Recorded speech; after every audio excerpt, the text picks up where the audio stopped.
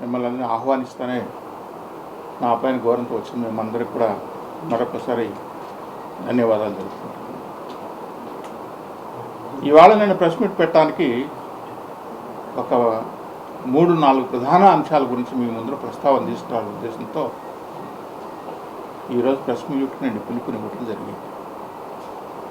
మొట్టమొదటిగా మాజీ ముఖ్యమంత్రి జగన్మోహన్ రెడ్డి గారు నిన్న నెల్లూరు సెంట్రల్ జైల్లో ఐపీసీ సెక్షన్ గురించి చాలా విపులంగా చెప్పారు. మహానుభావులు ఆయనకు ఐపీసీ సెక్షన్ గురించి ఇంత బాగా అవగాహన ఉందని చెప్పి ఇప్పుడే తెలిసినట్లుంది మా కోసం. ఎందుకంటే ఆయన చాలా కేసుల్లో ముద్దాయి, ఏ సెక్షన్ ఎట్లాంటిది అది భారతదేశంలో ఎవరికి తెలియనంతగా తెలిసిన వ్యక్తి ఎవరైనా ఉన్నారంటే ఏ సెక్షన్ ఎన్నేళ్ళు జైలు అన్ని అనుభవించిన సెక్షన్ నేను చెప్పాను. అందులో ఒక సెక్షన్ పిన్నెల్లి రామకృష్ణారెడ్డి అనే ఒక వ్యక్తి ఈవీఎం మిషన్ కేవలం పగలగొట్టిన దానికి మాత్రమే 307 సెక్షన్ పెట్టారు, అటెంప్ట్ మర్డర్ కేసు పెట్టారు. ఈవీఎం అని పగలగొట్టడమే అతిపెద్ద నేరం. దానికి 307 అనేది చాలా చిన్న సెక్షన్. అయినా ఆయన చెప్పడం ఏంటంటే 307 సెక్షన్ లాంటి సెక్షన్ పెట్టారండి అటెంప్ట్ మర్డర్ అని చెప్పాను. బాగానే ఉంది. చంద్రబాబు నాయుడు గారిని అరెస్ట్ చేసిన రోజు ఒక 9 మంది కార్యకర్తలు కేవలం దిష్టిబొమ్మ కాల్చారు. దిష్టిబొమ్మ కాల్స్తే దిష్టిబొమ్మ కాల్చిన చిన్న పాపానికి 307 సెక్షన్ పెట్టి 9 రోజులు 10 రోజులు జైల్లో పెట్టారు. ఈ 307 వేరేనా, ఆ 307 వేరేనా? దిష్టిబొమ్మ కాల్చిన పాపానికి 307 తీసుకొచ్చి వాళ్ళని జైల్లో పెట్టారే. పార్టీలో చేరి 15 రోజులు కూడా కాకుండా నాలాంటి 65 సంవత్సరాల వయసు ఉన్న వ్యక్తిని 5 గంటలకు తీసుకెళ్ళి సాయంత్రం 7 గంటల వరకు నన్ను స్టేషన్లో కూర్చోబెట్టారు. ఎందుకు కూర్చోబెట్టారే అంటే చంద్రబాబు మాకు వచ్చిన ఇన్ఫర్మేషన్ వచ్చినాయి, తీసుకొచ్చాము కూర్చోబెట్టి. ఎవడో ప్రబుద్ధుడు చెబితే ఆయన తీసుకొచ్చి లోపల ఏమని చెప్పి నన్ను తీసుకొని పొద్దున్నే సాయంత్రం వరకు కూర్చోబెట్టారు. మీడియాలో గగ్గోలు పెట్టాను. ఇది అన్యాయము, నేనేం పాపం చేశాను, తెలుగుదేశం పార్టీలో చేరినంత మాత్రం తీసుకొచ్చి నన్ను స్టేషన్లో పెట్టారని చెప్పి ఇవాళ సెక్షన్ల గురించి మాట్లాడుతున్నాను. అంత ఊరుకోకుండా నేను కులం చూడం, మతం చూడం, మాకంతా ఒకటే అని చెప్పిన పెద్ద మనిషి. నీ కులస్తుడు ఎవరైతే ఉన్నారో మా పార్టీ అధినాయకాన్ని కూడా ఈరోజు నేను చెప్తున్నాను. ఎవరి దగ్గర అయితే మేము ఇబ్బందులు పడ్డామో, ఎవరైతే దిష్టిబొమ్మ కాల్చడానికి వాళ్ళు 307 సెక్షన్ పెట్టారో, ఎవరిపైన అయితే కేసులు పెట్టారో ఆ మహానుభావుడు మహేశ్వర్ రెడ్డిని ఈస్ట్ సిఐ ఈ పొద్దు కాలు మీద కాలేసుకొని విర్రవీగుతుంటే మరి మనం ఏం చేస్తున్నట్లు ఆ సెక్షన్ గురించి మన పడాలను పాలకులు ఆలోచన చేయాలి. ఎంతకు మానసిక క్షోభ అనుభవించుంటామో. ఇంట్లో కుటుంబ సభ్యులు 10 రోజుల పాటు హౌస్ నిర్బంధం చేసి ఇంటి ముందర పోలీసులు పెడితే సమాజంలో గౌరవంగా బతికిన వాళ్ళము. కేంద్ర ప్రభుత్వం నుంచి రాష్ట్ర ప్రభుత్వాలకు 35 సంవత్సరాల రాజకీయ అనుభవం ఉన్న మాకు ఎలా ఉంటుందో కూడా మానసిక క్షోభ ఎలా ఉంటుందో ఒకసారి ఆలోచన చేయాలి. నా వ్యక్తిగత కేసు కొందరు దుర్మార్గమైన రాజకీయ నాయకులు తిరుపతిలో ఇంకా బతికే ఉన్నారు కాబట్టి వేషగాళ్ల రూపంలో నా ఆస్తులు కూడా కొల్లగొట్టడానికి ప్రయత్నం చేస్తే కోర్టుకు వెళితే కోర్టు ఇది అన్యాయం జరిగింది, కేసు రిజిస్టర్ చేయండి, ఎఫ్ఐఆర్ రిజిస్టర్ చేస్తే ఎఫ్ఐఆర్ రిజిస్టర్ చేసి సంవత్సరం అయింది.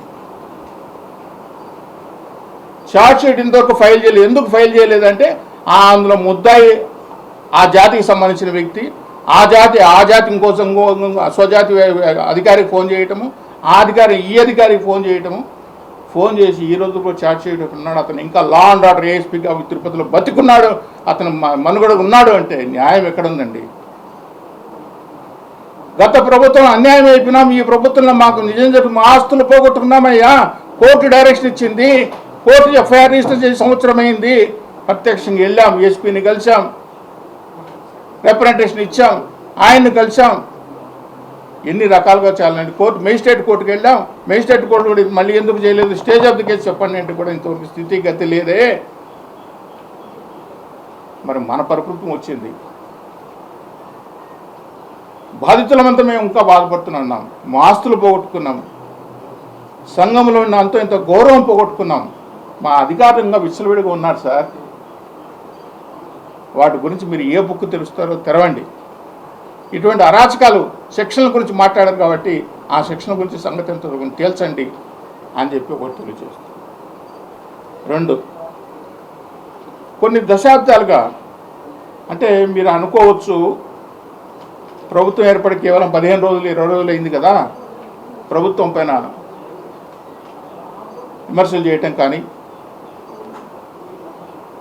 ప్రభుత్వం వ్యతిరేకంగా మాట్లాడటం సమంజసం కాదు. అది ఎవరు కూడా హర్షించదగ్గ విషయం కూడా కాదు. అయితే మొదట్లోనే తప్పులు జరిగినప్పుడు ఆ తప్పులు పునరావృతం కాకుండా అడ్డుకొట్టేయాల్సిన బాధ్యత, సూచనలు ఇవ్వాల్సిన బాధ్యత ఆ పార్టీ నాయకుడిగా, సీనియర్ నాయకుడిగా బాధ్యత నాపైన ఉంది. కాబట్టి అయ్యా గతంలో మళ్ళీ జరుగుతున్నాయి తప్పులు, మళ్ళీ జరుగుతున్నాయి, ఆ తప్పులు జరగకుండా మనం సరిదిద్దుకోలేకపోతే గతంలో చేసిన వాళ్ళు దుర్మార్గాలు చేశారు అటువంటి మళ్ళీ రాకూడదని ఎందుకు ఈ ప్రస్తావన అన్నప్పుడు కొన్ని దశాబ్దాలుగా నేను కొట్లాడుతున్నాను. బలియ కమ్యూనిటీకి అన్యాయం జరిగిపోతుంది, వాళ్ళకు న్యాయం చేయండి అని చెప్పి మన ఎలక్షన్స్లో రాయలసీమంతా తిరిగి ఈరోజు పుంగనూరు లాంటి ఊర్లో కూడా 5,000 ఓట్లకు దించామంటే అన్ని కులాలు మీకు ఓటు వేసాయి కాబట్టి 5,000 కోట్లు వచ్చాయి. అంతే ఈ సామాజిక వర్గం ఎంత బలంగా పనిచేస్తుందో ఇప్పటికైనా మీకు తెలిసి ఉండాలి. ఈ సామాజిక వర్గం ఇంతవరకు మీకు అనుకూలంగా లేదు కాబట్టి ఇప్పుడు అంతా ఒక్క తాటిపైకి తీసుకురాగలిగి కొట్లాడ్డాము. ఎన్ని కేసులు పెట్టారు, కులాల మధ్యలో చుచ్చు పెట్టడానికి అనంతపురంలో ఒక సెక్షన్ పెట్టారు, కదిరిలో ఒక సెక్షన్ పెట్టారు, నంద్యాలలో ఒక కేసు పెట్టారు నా పైన. ఇన్ని కేసులు పెట్టించుకొని మేము తిరిగి కులాన్ని అంతా ఏకతాటిపైకి తీసుకొచ్చి అధికారంలో రావడానికి మా ప్రయత్నం మేము చేస్తే నేను ఎలాగ మొన్న 2 నెలల ముందు చేరిన రామచంద్రయ్య, కడపలో రామచంద్ర 2 నెలల ముందు చేరి వైసీపీలో ఉన్న రామచంద్రయ్య తీసుకొచ్చి ఎమ్మెల్సీ పదవి ఇస్తే మొన్నటిదాకా చంద్రబాబు నాయుడు గారిని తిట్టిన రామచంద్రయ్య తెలుగుదేశం ఎన్ని పదవులు ఉన్నాయో 2 సార్లు రాజ్యసభ, ఒకసారి మినిస్టరు, తర్వాత ప్రజారాజ్యం పార్టీలో అక్కడ మంత్రి, ఇన్ని పదవులు అనుభవించిన రామచంద్రయ్య మళ్ళీ మీ పార్టీకి 2 నెలల ముందుకు వస్తే ఇప్పుడు మళ్ళీ మీరు ఆయనకు ఎమ్మెల్సీ పదవి ఇస్తే నాకేమైనా వ్యక్తిగత విరోధాలు ఏమీ లేవు, వ్యక్తిగత కక్షలు నాకేమీ లేవు. మనిషి చచ్చేంత వరకు ఒకరికే పదవి ఇస్తూ పోతే మరి మేము ఇన్ని రకాలుగా ఇన్ని ఏళ్ళగా కొట్లాడుతున్నాం కదా, దశాబ్దాలుగా మాకు అన్యాయం జరుగుతుంది, రాజకీయ భిక్ష మాకు పెట్టండి అని మేము మాట్లాడుతున్నామంటే మీకు రాయలసీమలో ఎక్కడా కనిపించట్లేదా అని మా ఆవేదన. మేమందరికీ నాయకులు చెప్పాం, మనకు తెలుగుదేశం ప్రభుత్వం అధికారంలోకి వస్తే తప్పకుండా న్యాయం జరుగుతుంది, ప్రతి ఒక్కరిని గుర్తిస్తారు, ప్రతి ఒక్కరికి రాజకీయంగా ఉనికి కలుగుతుంది, మనుగడ కలుగుతుంది అని చెప్పి పదే మీ మీడియాలో కొన్ని డజన్ల సార్లు కూడా మేము మాట్లాడుతున్నాం. కానీ ఈరోజు మళ్ళీ పునరావృతం అవుతుందనే ఆందోళన, భయం కలిగినప్పుడు ఇది మేము పార్టీ పెద్ద దృష్టికి తీసుకోవాల్సిన అవసరం ఉంది. కాబట్టి దీన్ని గమనించాలి, సరిదిద్దుకోవాలి. సరిదిద్దకపోతే మళ్ళీ పునరావృతం అయితే ఈ జాతి పూర్తిగా గతంలో ఏవో ఒకరి చెప్పులు ఒకరి కాళ్ళ కిందట నలిగిపోయామో మళ్ళీ మన ప్రభుత్వం వస్తే కూడా అడ్డే జరిగిపోతున్నామనే భయము, ఆందోళన నుంచి తగ్గించాలని చెప్పి కోరుకుంటున్నాం. 3, రాష్ట్రం, కొత్త రాష్ట్రం 10 ఏళ్ళు అయిండొచ్చు. చంద్రబాబు నాయుడు గారి పీరియడ్లో చాలా ఎంఓలు ఎంటర్ అయ్యారు.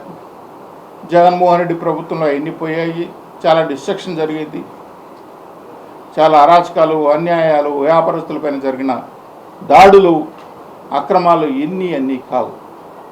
నిజమే, ప్రజలు గ్రహించారు కాబట్టి, ప్రజలు తెలుసుకున్నారు కాబట్టి తెలుగుదేశం ప్రభుత్వానికి మళ్ళీ అధికారం పెట్టారు. ఇప్పుడు మళ్ళీ మనము కొంతమంది నాయకులు కానివ్వండి, అధికారులు కానీ కొత్త పాట మాట్లాడుతున్నాం, పెట్టుబడితో రండి అని. ఒక వ్యాపారస్తుడిని, ఒక పారిశ్రామికవేత్తని 140 పైగా ఎంఓఈలు ఎంటర్ అయింది చంద్రబాబు నాయుడు గారి పీరియడ్లో. ఆ 140 ఎంఓఈలు ఈరోజు బతుకున్నారా, చచ్చారా, వాళ్ళ పరిస్థితి ఏంటి, వాళ్ళు వ్యాపారాలు చేస్తున్నారా లేదా అని మన కనీసం ఒక సమీక్ష కూడా చేయకుండా మరి పెట్టుబడులు రావటం అంటే వచ్చేవాళ్ళు గతంలో జరిగిన పరిస్థితి ఏమైనా ఆలోచన చేయరా, కనుక్కోరా, మన క్రెడిబిలిటీ గురించి ఆలోచన చేయరా? వీటిపైన కనీసం మనం ఆలోచించాల్సిన బాధ్యత మనకు లేదా? మళ్ళీ పెట్టుబడులు రమ్మంటాము, పెట్టుబడులు ఎవడో ఒకరు వస్తాడు. ఎందుకు ఈ విధంగా చెప్తున్నానంటే, నిన్న ఒక ఫోటో చూశాను పేపర్లో, బెల్జియం నుంచి ఒక ఆయన వచ్చాడు పెట్టుబడులు పెట్టడానికి చర్చలకన్నా వచ్చాడని చెప్పి. సరదాగా ఒక చిన్న మాట మధ్య చెప్తాను. గతంలో నేను వైఎస్ఆర్సీపీలో ఉన్నప్పుడు మొన్నటిదాకా పనిచేసిన ఒక ప్రధాన సలహాదారుడు, ఆయనకి ఎయిర్పోర్ట్లో, హైదరాబాద్ ఎయిర్పోర్ట్లో ఎవరెవరు ముఖ్యమైన మనుషులు దిగుతారో ఆయనకి ఇన్ఫర్మేషన్ వస్తుంది. ఆ ఇన్ఫర్మేషన్ వస్తేనే ఎవరినో ఒకరిని పురమాయించడం, ఆయన ఎట్లయినా సరే బతిమలాడు బామాలు ఆయన తీసుకొచ్చి పట్టుకురండి, జగన్ కల్పించండి అంటే జగన్ కల్పిస్తేనే ఇమ్మీడియట్గా స్క్రోలింగు, పెద్ద వార్త, జగన్ కలవటానికి అంత పెద్ద ఆయన వచ్చాడు.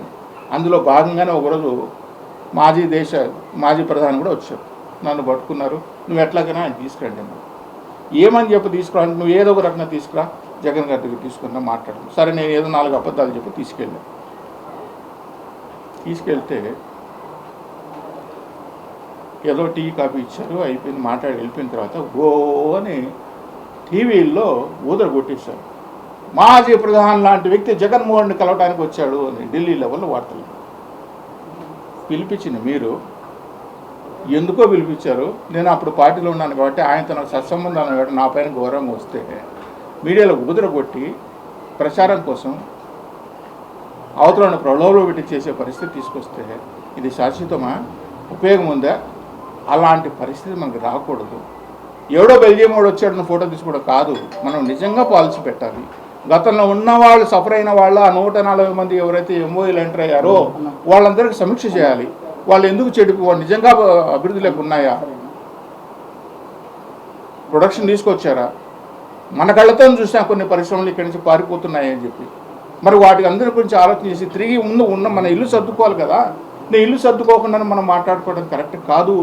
ఇవి మా దృష్టికి తీసుకెళ్ళాలి. మేము దృష్టికి తీసుకోవాలంటే మరి ఎలా? పార్టీ నాయకుడిని కలిసే అవకాశాలు లేదు, ఎవరు మాట్లాడిన ఇప్పుడు అపాయింట్మెంట్ లేదు. మరి ఎవరి ద్వారా పోవాలి, ఎవరికి చెప్పాలి? సో మీడియా ద్వారానే మా ప్రభుత్వానికి, మా అధినాయకత్వానికి తెలియజేయాలని చెప్పి, ఇది రాష్ట్రం ఒకప్పుడే ఆంధ్రప్రదేశ్ రాష్ట్రం, ఒక పరిశ్రమ రావటము లేదా ఒక పెద్ద వ్యాపార సముదాయం రావటము అంత ఆషామాషి వ్యవహారం కాదు. ఎందుకంటే అప్పట్లో హైదరాబాద్లో సాఫ్ట్వేర్ కంపెనీ జూమ్లో ఉండింది కాబట్టి రాగలిగింది. ఇప్పుడు ఉన్న సాఫ్ట్వేర్ కంపెనీలు మూతపడిపోతున్నాయి. రోజుకు 100,000 సంఖ్యలో లే ఆఫ్ ప్రకటిస్తున్నారు. టెక్నాలజీ అడ్వాన్స్ అయింది. ఒకప్పుడు సాఫ్ట్వేర్ ఉండే కంపెనీది, ఇప్పుడు ఆర్టిఫిషియల్ ఇంటెలిజెన్స్ వచ్చిన తర్వాత ఇది పడిపోయింది. ఆర్టిఫిషియల్ ఇంటెలిజెన్స్ ఈరోజు ఎంత పోతుందంటే రోజుకు దాదాపు 60-70% స్పీడ్తో వెళ్తుంది. ఇలా అంటే పరిస్థితుల్లో ఉన్న సాఫ్ట్వేర్ కంపెనీలు మూతపడే పరిస్థితుల్లో హైదరాబాదే కాదు, బెంగళూరే కాదు, నోయిడానే కాదు, మహారాష్ట్రనే కాదు, ప్రతి చోట కూడా నా కంపెనీలు మూతపడుతున్నప్పుడు దీన్ని ఏ విధంగా ఆలోచన చేయాలి? కొత్త రకమైన ప్రాజెక్టులు, నిరుద్యోగ సమస్య ఏ విధంగా తీర్చాలి? 50 ఏళ్ళు నిండినాడు మనం పెన్షన్ ఇస్తామని చెప్పి కాన్సన్ట్రేషన్ ఉన్నప్పుడు నిరుద్యోగం వాడు బయటకు వస్తే మనం ఊరు మండలానికి ఇంజనీరింగ్ కాలేజీలు పెట్టి 100,000 సంఖ్యలో బయటకు వస్తా అంటే వాళ్ళకందరూ నిరుద్యోగం ఎక్కడి నుంచి కల్పిస్తాం? విదేశాల్లో కూడా అవకాశం లేదు. దీనికి మనం పరిష్కారం చేయాలి, ఒక కాంక్రీట్గా ఆలోచన చేయాలి. మేధావులు ఎంతోమంది ఉన్నారు, కూర్చొని మాట్లాడించాలి. అదే మేధావులు, అదే ఎన్టీ రామారావు పీరియడ్ నుంచి ఇప్పుడు ఉన్న వాళ్ళతోనే మాట్లాడుతున్నారు. ఎవరు కనుమ ఇంకా లేరా? ఈ రాష్ట్రం కూడా ఎప్పుడు నేను హైదరాబాద్ గురించి పోటీ పట్టని చెప్పడం లేదు. బెంగళూరుతో పోటీ పడండి, మహారాష్ట్రతో పోటీ పడండి, నోయిడాతో పోటీ పడండి, గుజరాత్తో పోటీ పడండి, ఫరీదాబాద్తో పోటీ పడండి, హర్యానా లాంటి చిన్న ఊరు ఫరీదాబాద్తో పోటీ పడండి. ఇండస్ట్రియల్గా వాళ్ళు ఈ విధంగా ఎంఓఏలు ఎంటర్ కాలేదు, ఈ విధంగా పాలసీలన్నీ చెప్పలేదు, కానీ అక్కడికి వచ్చారు. ఎందుకంటే ఇండస్ట్రీ మనకు ఫ్రెండ్లీ పాలసీలు ఉన్నాయి, ఫ్రెండ్లీ గవర్నమెంట్ ఉంది కాబట్టి, ఇన్ఫ్రాస్ట్రక్చర్ ఉంది కాబట్టి మనం పారిశ్రామికంగా స్టార్ట్ చేస్తే పరిశ్రమ అభివృద్ధితో పాటు స్టేట్కి రావాల్సిన, ఎక్స్చెకర్కి రావాల్సిన రెవెన్యూ కూడా వస్తుంది. కొన్ని 100 మందికి ఉద్యోగ అవకాశాలు కల్పించే అవకాశం కూడా కలుగుతుందనే ఉద్దేశంతో అక్కడ అంతా ఇండస్ట్రీస్ ఆ విధంగా రావడం జరిగింది. ఆ విధంగా మనం తీసుకురావాలి. కేంద్ర రాష్ట్ర ప్రభుత్వాలు ఎన్నాళ్ళు ఉంటాయో, ఎన్నాళ్ళు సత్సంబంధాలు ఉంటాయో భగవంతుడికి తెలుసు. గతంలో చూసాం, చంద్రబాబు నాయుడు గారి పిల్లలు ఏ విధంగా కలుసున్నాయో, ఏ విధంగా విడిపోయామని చూసాం. విడిపోయినప్పుడు మనం చెప్తూ కారణాలు కేంద్ర ప్రభుత్వం మాకు సహకరించాలంటున్నాం. మరి ఇప్పుడు కేంద్ర ప్రభుత్వం ఉన్నాం, ఎంతవరకు సహకరిస్తారు? ప్రభుత్వం పీరియడ్ పేరుకి 5 ఏళ్ళైనా కానీ ప్రభుత్వాన్ని జస్టిఫికేషన్ చేసే పీరియడ్ 2 ఏళ్ళే. ప్రజలు 2 ఏళ్లలో ఒక మానసిక స్థితికి వస్తారు. ఈ ప్రభుత్వం ఉండాలా, ఈ ప్రభుత్వం పోవాలని మానసికమైన స్థితి 2 ఏళ్ల తర్వాత మొదలవుతుంది. ఆ స్థితి రాకముందే మనం సర్దుకోవాలి.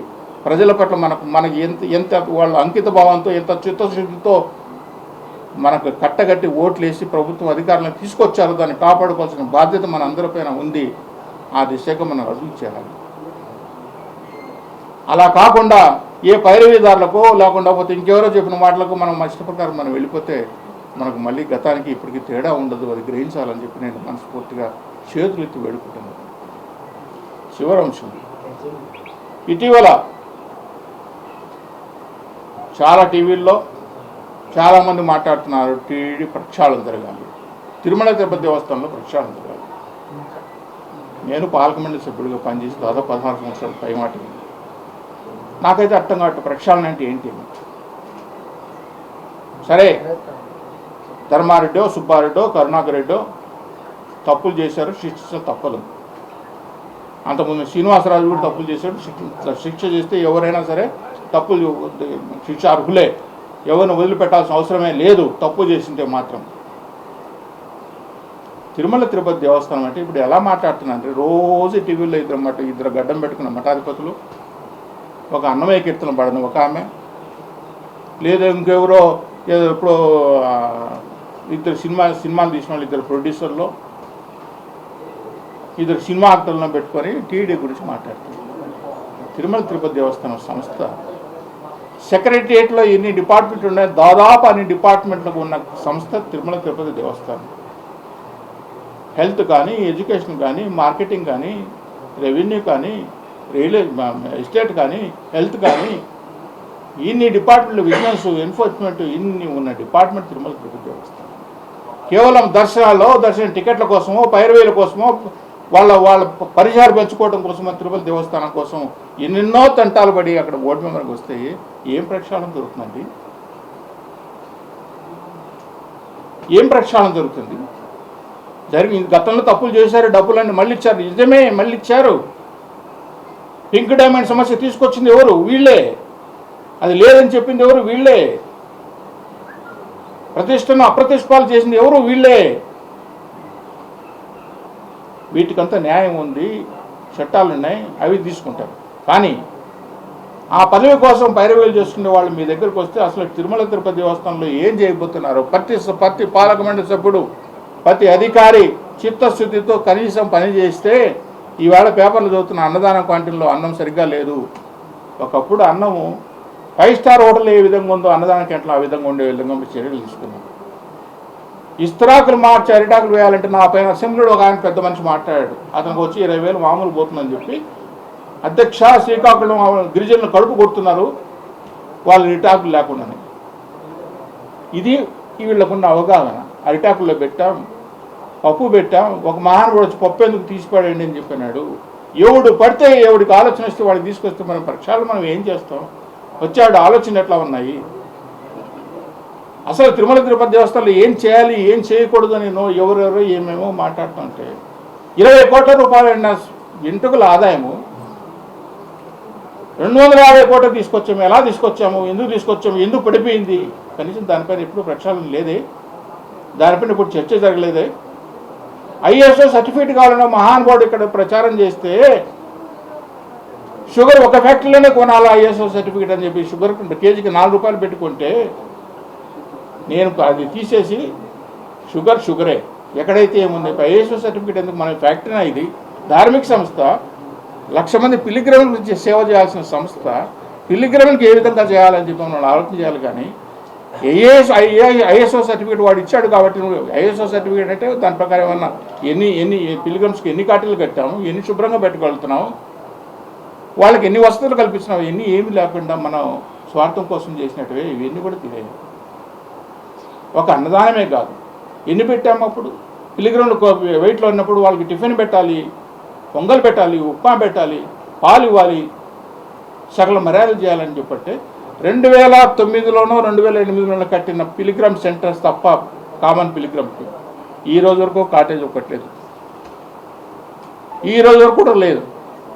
పైపెచ్చు 12 రూములు కడితే మీరు పైన పెంట్ హౌస్ కట్టుకోవచ్చు. ఎవడు బాబు అండి ఇది, ఎవడు బాబు సొమ్మండి. ఆడ పెద్ద ఒక ఫారినర్లోనో లేకుంటే ఒక కోటీశ్వరుడో ఒక పెద్ద ఇండస్ట్రియలిస్టో వచ్చి కట్టేస్తే పైన పెంట్ హౌస్ వెళ్తే 7 స్టార్ హోటల్లో ఉయ్యాలు వేసుకొని ఉంటాడు. 360 రోజులు నువ్వు ఉండొచ్చు, వాడికి కావాల్సిన వాళ్ళు ఇవ్వచ్చు, ఆడు పైరవేలు చేసుకోవచ్చు, వాడు పరిచయాలు పెంచుకోవచ్చు, ఆడు పెంట్ హౌస్లో వాళ్ళు మనుషులు పెట్టచ్చు. అలా చేసి ఈ పిలిగ్రమ్స్కి కామన్ పిలిగ్రమ్స్ ఉన్న కాటేజీలు కొట్టేసేసి ఆక్షన్ పెట్టి 24 కోట్లు 30 కోట్లు అని ఒక కాటేజీ ఈరోజు 60 కోట్లు 70 కోట్లు పెట్టి పైన పెంట్ హౌస్కి ఇస్తున్నామే. కామన్ పిలిగ్రమ్కి ఒక డార్మెటరీ కడతామయ్యా. రోడ్డు పైన పడుకుంటున్నారు వాళ్ళు, పాములు తేళ్లు కల్పించుకుంటున్నారు. ఇవన్నీ పేపర్లకు వస్తానంటే లేదు అని చెప్పేసి వీళ్ళకి మాత్రం కట్టుకున్నారే. మరి ఇవన్నీ తెలియదా ప్రపంచానికి? ప్రపంచ దృష్టిలో లేవా సార్ ఇవన్నీ? ప్రక్షాళన వాళ్ళ సైడ్ నుంచి రావాల్సిన పని లేదా? గతంలో మేము ఎంతవరకు అసలు చాలామందికి ఎంతవరకు తెలుసో నాకు తెలియదు, కానీ ఒక ఏ దేవునికైనా గుడికైనా దర్శనానికి వెళ్ళాలంటే కనీసం గర్భగుడి లోపలికి కాదు, కానీ ఎక్కడైతే శాంక్టమ్ శాంక్టోరియం అనే పేరు ఉంటుందో ఆ ప్రవేశ దూరంలోకి పాదం పెట్టితేనే స్వామి దర్శనమైనట్టు.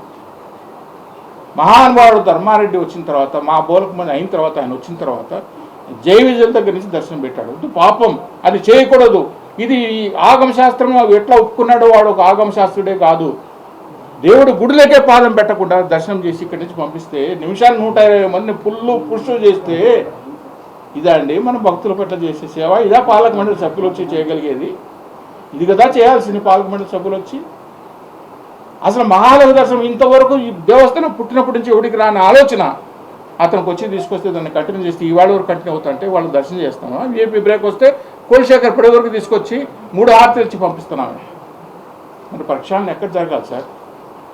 అసలు మహాలయ దర్శనం పెట్టడం కాదు, మహాలయ దర్శనం కాదు, రాములవారి పడి దగ్గర దర్శనం ఎన్నోళ్ళ నుంచి. అప్పటి నుంచి ఇప్పటికేం కోట్లు పెరగలేదే. అప్పుడు 70,000 80,000 వస్తున్నాయి, ఇప్పుడు 70,000 80,000 వస్తుంది. మా అయితే ఏదో పండుగ పబ్బాలు శనివారం వచ్చినప్పుడు 10,000 5,000 వస్తుంది. మరి అప్పుడు రాములవారి పడి వరకు శుభ్రంగా దర్శనం చేసుకొని పోయి సంతోషంగా పోయిన వాళ్ళు ఇప్పుడు మహాలయ దర్శనంతో నిమిషాన్ని 120 మంది దగ్గర ఒక నెట్టుతా కూర్చుంటే, ఒకటి రాగుతా కూర్చుంటే ఇది పాపం కాదా? ఏ స్వామికి ఎందుకు మాట్లాడు, ఏ మఠాధిపతి ఎందుకు మాట్లాడు? ఇది కదా దేవస్థానం జరగాల్సింది. కామన్ మ్యాన్ కూడా దర్శనం బాగా జరుగుతుంది, సంతోషంగా పోతున్నాడని కదా చూడాల్సింది మనము. గతంలో ఒక బ్రేక్ ఉంటే ఒక బ్రేకు 7 ఉంటే రకరకాల పేర్లు పెట్టి బ్లాక్మెయిల్ అవుతుందని చెప్పి అక్కడ ఏం జరుగుతుందంటే ఏదో గతంలో సామెత ఉంది, కొండను దొవ్వి ఎలకన పెట్టారని. ఇక్కడ ఏంటంటే ఎలకన పెట్టడానికి కొండనే కొడతారు. ఒక ఎలకను పట్టుకోవడానికి కొండనే దూవడానికి సిద్ధమైనది వీళ్ళు. ఒక మూర్ఖుడో లేకుంటే ఒక అహంభావో ఒక అధికారికి వచ్చి ఆ అహంభావితో ఇంకొక అహంభావి అధ్యక్షుడికి వస్తేనో మేము చెప్పింటే జరగాలి. స్వామి ఉండేకే పర్సంటేజ్ లెక్కేసిన మహానుభావులు కూడా బతికే ఉన్నారు ఇంకా అని చెప్పంటే మనకి ఎంత బాధ వేస్తుందంటే, దీనికి పైరవీలు బోర్డు మెంబర్లు కావాలి మేము స్వామి సేవ చేయడానికండి.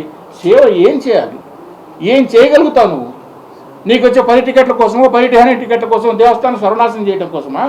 ఇవాళ పేపర్లో చూశాను, రైస్ బాగాలేదు, మళ్ళీ రైస్ మిల్ అసోసియేషన్. ఏ రైస్ మిల్ అసోసియేషన్లో గతంలో బియ్యం కొన్నారో ఆ రైస్ మిల్ అసోసియేషన్లో వచ్చిన పొరపాటు ఇప్పటికి నడుస్తూ ఉంటుంది. మేము పెట్టిన స్పెసిఫికేషన్స్ ఆ రోజు బియ్యం ఈ రేట్లు 100 కేజీలు బియ్యం వస్తే 70 కేజీలు వస్తుంది మూటకి. అక్కడ నేను 100 కేజీలు డబ్బులు ఇస్తే దేవస్థానం ఆడొచ్చింది. ఎందుకంటే 14% మాయిశ్చరు, 8% ఫారెన్ మెటీరియల్, 2% మట్టి పిల్లలు, వీటన్నీ పోతే 70 కేజీలు వస్తుంది. ఇవన్నీ నేను ఎందుకు డబ్బులు ఇవ్వాలని చెప్పి అన్ని జీరో చేసాం. మాకు వచ్చే రైసు అద్భుతంగా భోంచేసాం. మైర్ హోటల్లో ఏ రేట్ ఇస్తే నేను అదే రేట్ ఇచ్చాను. మైర్లో ఏం భోజనం పెడితే దానికన్నా మంచి భోజనం పెట్టాను. మరి అప్పుడు జరగలేదు, ఇప్పుడు ఎందుకు జరగదు? చిత్తశుద్ధి మీకు ఉందా? ఏ పాలక మండలి ఎంతవరకు చిత్తశుద్ధి ఉంది? ఎన్ని డిపార్ట్మెంట్ ఉన్నాయి, ఎన్ని డిపార్ట్మెంట్ కాన్సన్ట్రేట్ చేయొచ్చు? వీఐపీలు 60,000 పెడితే కాటేజీలు జరుగుతున్న ఘోరం అది ఏంటి? ప్రక్షాళన ఏంటి? ఉండే 20 మంది బోర్డు మెంబర్లు అయితే 175 మంది ఎమ్మెల్యేలు, 20 మంది ఎంపీలు ఉంటే 200 మంది ఈ రాష్ట్రానికి ఉంటే 200 మందికి 300 మంది పిఆర్ఓలు కొండపైన ఠికానేసి కూర్చుంటే, పక్క రాష్ట్రంలో ఉన్న ఎమ్మెల్యేలు మంత్రులు డోనార్లు వాళ్ళు పిఆర్ఓలు ఠికానేసి కూర్చుంటే, దళారి అంటే వీటికి అనుమతి ఇచ్చింది ఎవరు? ఈ వ్యవస్థను రూపొందాల్సిన పని లేదా? ఈ వ్యవస్థను ఇంతటితోనే ఇంకన్నా ఆపాల్సిన అవసరం లేదా? ఇది చేయాల్సింది ఎవరు? పాలక మండలే కదా. మళ్ళీ వస్తే మనం మళ్ళీ పిఆర్ఓలు పెట్టుకోవడం, మనం చేసుకోవడం, మన పరిచయాలు పెంచుకోవడం కోసం ఈ వ్యవస్థను ఇట్లా చేస్తే ఇది మంచి పద్ధతి కాదు. అమితమైన భక్తి కలిగిన మా నాయకుడు చంద్రబాబు నాయుడు గారికి ఆయన దృష్టికి తీసుకురావాలని చెప్పి ఈరోజు మీడియా ముఖ్యంగా మీ అందరూ తెలియజేయండి. ఎనీథింగ్ అడగాలంటే అడగండి. వచ్చిన నెల రోజుల్లోనే తిరుపతిలో ఉన్నటువంటి పరిసర ప్రాంతాల్లో వ్యాపారస్తులు వేధింపులు గురి చేస్తున్నారు. మీ నోటీస్ కింద వచ్చిందా సార్ నెల రోజుల్లో పాలనలో?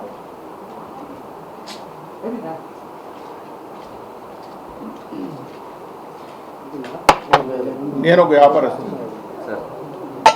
ఏ వ్యాపారస్తుని కూడా బెదిరింపులు, బ్లాక్మెయిల్లు మీ ప్రభుత్వం అంటే జగన్మోహన్ రెడ్డి ప్రభుత్వంలో జరిగిన మాట వాస్తవమే, కానీ అదిగైనా జరిగితే క్షమించడం విషయం. నా నోటీస్ కూడా వచ్చింది. ఒక పారిశ్రామికవేత్త దగ్గర ఒక కొత్తగా ఎమ్మెల్యే నెంబర్ ప్రమాణ స్వీకారానికి ముందే అక్కడికి వెళ్ళి వాళ్ళని బెదిరించినట్లు కొన్ని వాస్తవాలు వచ్చాయి. గత ప్రభుత్వంలో కియా లాంటి ఫ్యాక్టరీ అనంతపూర్లో స్టార్ట్ చేస్తే వాళ్ళు ఎంటర్ అయిన అగ్రిమెంట్ ప్రకారం 12 ఆన్సిలరీ ఇండస్ట్రీస్ పెడతామని ఆ రోజు ఎంఓఈ ఎంటర్ అయితే అక్కడున్న ఎంపీ పోయి వాళ్ళని బెదిరించి కారు పైన మట్టి పైన రాసి అతనికి కావాల్సిన కోరిక డిమాండ్ చేస్తే ఆ దెబ్బకు భయపడి 12 పరిశ్రమలు ఎన్నికలిపి చెన్నైలో ఉన్నాయి. పారిశ్రామికవేత్త ఏం చేశాడు? అతను వ్యాపారం జరిగితే జిఎస్టీ వస్తుంది, మీ గవర్నమెంట్ రెవెన్యూ వస్తుంది, ట్యాక్స్ వస్తుంది, కొన్ని వందల మంది ఎంప్లాయ్మెంట్ వస్తుంది. ఒక ఇంటర్నేషనల్ కంపెనీ తిరుపతిలో ఉండే కంపెనీకి గత ప్రభుత్వంలో బెదిరింపులు భయపడాలి వస్తే పొల్యూషన్ అనేది కంట్రోల్లో కొన్ని 20-30 సంవత్సరాల ఉన్న ఫ్యాక్టరీ, భారతదేశంలో చాలా చోట్ల ఉన్న ఫ్యాక్టరీ, అంతర్జాతీయ ఖ్యాతి చెందిన బ్రాండు, దాన్ని తరిమిపోతే నమస్కారం పెడితే మీరు వెళ్ళిపోండి అని చెప్పి గత ప్రభుత్వంలో చెప్తే మనం ఆ ప్రభుత్వంలో ఎట్లయితే విమర్శించామో ఈ ప్రభుత్వంలో అటువంటి జరిగితే మాత్రం మంచిది కాదు. అది ఎవరైనా కానీ ఏ రాజకీయ నాయకుడైనా కావచ్చు. వ్యాపారస్తులు జోలికి పోవటం అలా వెళితే మాత్రం తిరుగుబాటు వస్తుంది వ్యాపారస్తుల్లో కూడా అని చెప్పి నేను తెలియజేస్తాను. ఎస్ రాజు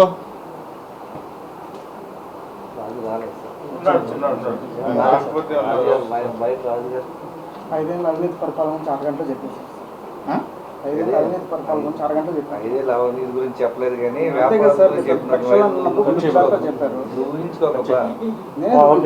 చెప్పి నేను చెప్తున్నాను. ఆయన చెప్తున్నారు రైస్ 75 కిలోలు వస్తుంది. 75 కిలోలు అంటే వెయిట్ అంటే 14 కేజీ మాయిశ్చర్ పోతుంది. తూకానికి వేస్తే 14 కేజీలు మాయిశ్చర్ పోతే 7 కేజీలు ఫారిన్ మీటర్లు 7% ఫారిన్ మీటర్లు రాళ్ళు రప్పలు నోట్లు పోతే నేను మిగిలే తూకం వస్తుంది నాకు. రెండోది దీనివల్ల రైసు నాకు ఉడకబెడితే నాకు ఇంట్లో రమ్మని నీ ఇంట్లో కొంటావా? నీ ఇంటికైతే కొంటావా? కొనవా? మరి అదే నేను అడిగేది. స్పెసిఫికేషన్స్ ఎందుకు మార్చారు? మేము పెట్టిన స్పెసిఫికేషన్ ఈరోజు మార్చాల్సుకున్నాం. గతంలో ఒక నాయకుడు అప్పుడున్న ఒక జేఈఓ ఇప్పుడు హోమ్ అనేది అనేది ఆజీజ్ వెరీ సేల్, ఎట్లా ఉండేది అట్లా అమ్ముతాం. దాంట్లో తడి ఉంటుంది. ఆ తడి ఉంటేనే మాకు లాభం వస్తుంది. కేజీ ఎక్కువ వస్తున్న బరువు కిలో ఇంతని పెడతాం. కిలో 12 రూపాయలు 14 రూపాయలు 15 రూపాయలు పెడతాం. ఓ మహానుభావుడికి ఒక తెలివి, ఒక అద్భుతమైన తెలివి వచ్చింది. అతను జేఈఓ అయ్యాడు మా కర్మకూరుకి. ఏం చేశాడంటే, సార్ మనం ఇస్త్రీ చేసినట్లు ఒక మిషన్ తెచ్చేసి ఇన్ని డ్రై చేసి పంపిస్తాను. 10 కేజీలు హోమన్ అయ్యారు, నువ్వు డ్రై చేస్తే 1/2 కిలో వస్తుంది. మరి పిచ్చోడా, నాకు 10 కేజీలు నేను ఎట్లుండేది అట్లా అమ్ముతా అంటే నేను పోతా అంటే నువ్వు తీసుకొని దాన్ని ఇస్త్రీ చేసి దాన్ని డ్రై చేసి నువ్వేందుకు? అది వాడు బాధ, వాడు పడుకుంటాడు, వాడు ఉన్నదే కొనుక్కుంటున్నాడు. ఇలాగే గతంలో ఒక ఈవో పనిచేసి తెలిసి తెలియని మిడిమిడి జ్ఞానంతో ఉండేవాళ్ళు ఇక్కడికి వచ్చి నాశనం చేశారండి. చపాతీ దానం నేను వెళ్ళి మొత్తుకున్నాను, సార్ చపాతీ అనేది తినరండి, వద్దండి. ఈ దేశంలో ఎక్కడ అన్నదానం లేదు, చపాతీలు పూరి దానము. రేపు తమిళనాడు వాళ్ళు వస్తారు, ఇడ్లీ కావాలంటే మనం పెట్టగలుగుతామా? కర్ణాటక వాళ్ళు వస్తారు, ఇది కావాలి బిస్మిల్లాబాద్ కావాలంటే పెట్టగలుగుతామా? అన్నదానం పెట్టి సక్రమంగా చేసి ఒక పప్పు, ఒక పచ్చడో, ఒక స్వామి ప్రసాదం, చక్కెర పొంగలో, ఒక రసమో, ఒక సాంబార్ వేస్తే మనం అది పంపిస్తే చాలు సార్ అంటే, లేదండి చపాతీ మీకు 70 లక్షల రూపాయలు ఖర్చు పెట్టాడు. అది తీసి మూలపడేసాడు. అంతకుముందు ఇంకో ప్రభుత్వుడు తీసుకొచ్చి లడ్డూల్లో మిషన్ తయారు చేస్తానని చెప్పి లడ్డు మిషన్ తీసుకొచ్చాడు. సిఎఫ్టీఆర్ నుంచి అనుమతి ఇచ్చిన సిఎఫ్టీఆర్ తీసుకొస్తే 16 లక్షల రూపాయలు లడ్డు మిషన్, అది పక్కన పడేసాడు. ఈ తెలివితేటలన్నీ మీ ఇంట్లో చూపించుకోండి, మీ వ్యాపారాల పేరు మీకు ఏమైనా చూసుకోండి, రిటైర్ అయిపోయినాక మీరు చూసుకోండి. కానీ స్వామితో ఆటలాడుకొని తెలివితేటలు ఇవన్నీ చేసేసి ఇంకోటి ఇంకొక ఆయన ఏమన్నా మాట్లాడతాడు, వెంకటేశ్వర స్వామి దర్శనం జరగకపోతే కూడా పర్వాలేదు, శిఖరాగ్ర దర్శనం చేసుకోండి. టీవీలో రోజు కనిపిస్తాడు కదా స్వామి వెంకటేశ్వర స్వామి. శిఖరాగ్ర దర్శనం చేసుకుని పోయినా కూడా అయిపోయినట్లేని మాట్లాడి వీళ్ళే సర్వంతరం అయిపోతుంటే దేవస్థానం భ్రష్టు పట్టించిన వీళ్ళే, భ్రష్టు పట్టించిన వాళ్ళు ఇప్పుడు మళ్ళీ మనం కూర్చొని మనం మాట్లాడుతూ కూర్చుంటే టీవీలో ఎంతో న్యాయం అండి. ఎక్కడ ప్రక్షాళన అండి? అధికారులు రావాలి. అధికారం వచ్చే ముందు టీడీ ఇవ్వకపోతున్నాను, ఏవైతే నేను ప్రక్షాళన చేయొచ్చు అని ముందు అవగాహన ఉంటే షో చేయడం కోసం, మీడియాలో పట్టడం కోసం ఏదో 4 క్యాంపులు పోయినా, 4 విజిట్ చేసినాను, డూమ్ డామ్ అని చేసినాను చెప్పేది కాదు. తెలుసుకోవాలి ఫస్ట్ ఎన్ని ఉన్నాయి ఇందులో అని. 10,000 అపీల్ కేసులు ఎంప్లాయీస్ పెండింగ్ ఉంటే 6,000 కేసులు 10 ఏళ్ల నుంచి నేను జీరో చేసి వచ్చాను. టార్గెట్ పెట్టుకున్నాను. చిన్న 100 రూపాయలు వాడు తీసుకున్నాను. బార్బర్కి ఒక కేసు, రూమ్ ఖాళీ చేస్తాంటే వాడికి 50 రూపాయలు ఇచ్చినట్టు అంటున్నాను కేసు. బంగారు నగలు తీసుకున్నంత, బంగారు నగలు దొంగలించిన రాజకీయ నాయకుల బంధువులు ఇంకా బతుకున్నారండి.